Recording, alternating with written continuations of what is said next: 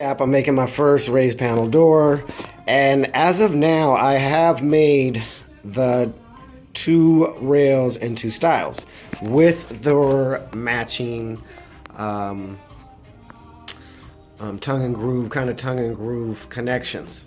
Now, some of the problems I had, because this was just a rough piece that I was kind of running through and I wasn't using jigs and kind of doing the proper setup for a router, which is a very dangerous tool.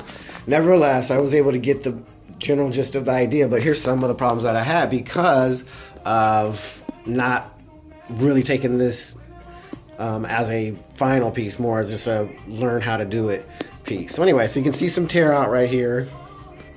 It's a little rough around the edges.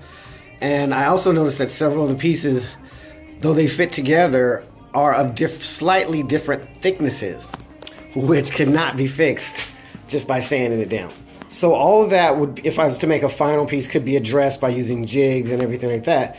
But now that I'm onto the bigger raised panel bit, I am taking my time and I'm going to use jigs for that, as well as take safety precautions that I normally take no matter what with the router, which is safety glasses and headgear. One thing I forgot to do was, if you look in the back of my router, I'm using a mirror, and you can see the power switch, and below that there's a knob which controls the RPMs. Now, for each bit that you use in a router has a specific limit, and this one, I think for this bigger bit, I think it's 12,000. So I lost my Bosch manual for this router, and so I called up the company and they gave me the specs on the 6 different levels for the RPM, and so they gave me that output for each one.